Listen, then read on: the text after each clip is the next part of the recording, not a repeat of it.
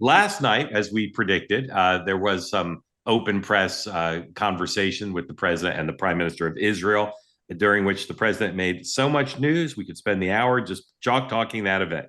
But here's the president on Ukraine. This is 103. Last night, changing course, veering away from MAGA. We're trying to help out with a Biden-created monster, this whole thing that's happening with Russia and Ukraine. It's a horrible thing, and I'm not happy with President Putin at all. But this is something that would have never happened if I were president. This was a war that was never going to happen. And if I can stop a war, because I have an ability to do so, I'm disappointed, frankly, that President Putin hasn't stopped. I'm not happy about it either. Mr. President, are you planning to send more weapons to Ukraine? We're going to send some more weapons. We have to. They have to be able to defend themselves. They're getting hit very hard now. They're getting hit very hard. We're going to have to send more weapons. Yeah, defensive weapons primarily, but they're getting hit very, very hard. So, Sean, is this just the latest zigzag as the president toggles between Putin and Zelensky? Or is he now all in on the Gingrich position, which is Ukraine must be armed to the hilt to bring Putin to the table? A few things. One, I think that I've said this for weeks. Putin blew a chance. Trump wants to make peace, wants a deal, wants to end the death and destruction. And I think he gave a lot of runway for Putin, who abused that trust and an opportunity over and over again. I actually give Zelensky credit right now, where I think Zelensky, post that Oval Office meeting, has realized, okay, let Trump, I'm just going to say, I'm going to try your way. I'm going to try your way. And then constantly has reminded him, hey, I've been doing what you've said, but here's what's going on. And that's where we are now, where I think Trump has recognized, I wanted to do this. I still think this is part of the ultimate negotiation. And this is where people, what disappoints me about some of the folks in the MAGA movement is, after President Trump showed the way in Iran, this is, again, he's basically, I think this is another attempt to bring Russia back and say, you know what? You don't want to play ball with me? Fine. I have another way to do this. And here's the other way that I can do this, by giving them more weapons to defend themselves. And then maybe you come back to the table. But two quick points that are important on this story. Yesterday, I was very clear about the status, the issue that we face as a country on munitions. And why is it? And I saw some people in the chat after the fact say, was it a problem or not? This morning, Axios is out with a story. Trump and his team are reluctant to part with many Patriot interceptors. He wants Europeans to do more. With stocks dwindling amid multiple ongoing war, there's an increasing concern among NATO countries about giving up munitions, particularly interceptors, more quickly than they can produce. Getting a Patriot missile isn't like going to Walmart and picking it off the shelf or going home, one Trump advisor said. It's not just Patriots, by the way. You've got Stingers, Javelins, 155 rounds that are all in short supply here in the United States. And I think for us to do an assessment of where we are as a country before we keep giving away, we've got problems. We don't have the defense manufacturing base that we did to get these things resupplied. So we're giving them our old and we can't manufacture the new.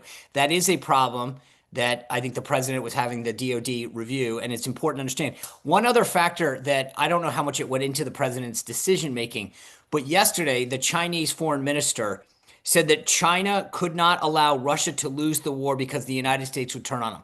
I think the president is sort of now realizing that these guys don't want a deal, that there's a much bigger play at hand, and finally is saying, great, I'll help the Ukrainians. Dan, where are we now in Trump's trajectory? Yeah, it's a great question. I mean, look, I think one of the things is, you listen to that press conference and Trump said, like, he went back to Biden. The reality is now this is Trump's problem, in that Trump came into office saying, I want a peace deal. He started talking to Putin. He started saying to Putin, oh, like, we're going to have a timeout. You guys need to stop. And Putin just kept blowing through the stop sign, one after the other. That is Trump's created problem, number one. Number two, is this a real inflection point? I'm glad he now sees that we need to rearm Ukraine to defend themselves, because I've been saying for the last 2 months, Putin wants the whole enchilada. He wants Kiev, he wants all of Ukraine, and that was on the verge of happening on Trump's watch. So I think he's backed up. I think the last thing we have to put on the table, because we talked about this when he was nominated, I don't know what the heck's going on at the Pentagon, We said when he was nominated, he was not the most qualified person, and he did not appear to be the most serious person for that job. If you look at just in the last 24 hours, Heggs has been humiliated, right? Why? Why? What? Because it's now pretty apparent, according to reports, that most of the administration was blindsided by the announcement that we were going to stop the shipment to Ukraine, including Marco Rubio, sounds like Susie Wiles. That is not a well-run building when you're blindsiding your own administration. Two, Sean, you're saying low stockpiles. Were there a bunch of reports saying that's actually not true on a lot of these weapons? So, hey, Dan, guess what? Hold somebody's wrong. Hey, so this is the Congressional Research Service report on mission supplies. That's not me. That's not Republican talking points. That's the Congressional Research Service at the request of Sean, Congress you also have stockpiles. You also have Pentagon officials telling various news outlets that's not true. So again, what's happening in the Pentagon? There are different messages coming out. The third is he threw Hegseth under the bus by saying, accordingly to Zelensky, I didn't approve cutting off the weapons.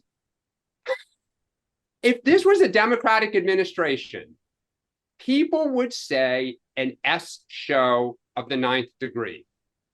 I think how they communicated that, I'll let them figure out internally how that happened.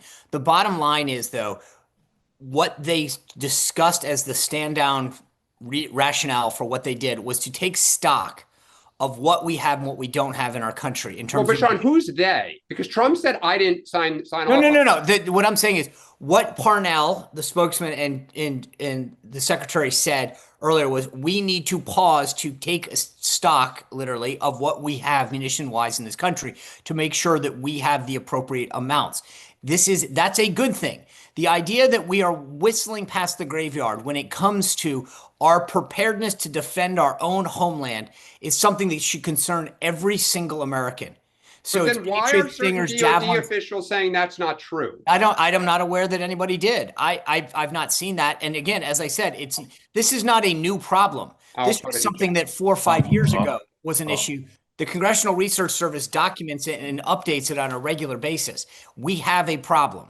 Sean, if I agree with Dan, if this were a Democratic Secretary of Defense, I think you might have a different view about how bad this looks in terms of just running the building. Look, again, as I said, I don't think that how they handled the messaging was probably done well because but it's more than messaging. I mean, they basically said to our ally, who the president now wants to support, we're cutting you off without consultation and without consultation within the U.S. government, it appears. They say that something that's easy is like a walk in the park. Well, easier than a walk in the park, hit the subscribe button, be part of the two-way community, never miss an episode, be part of our conversations. Thank you for your service to America.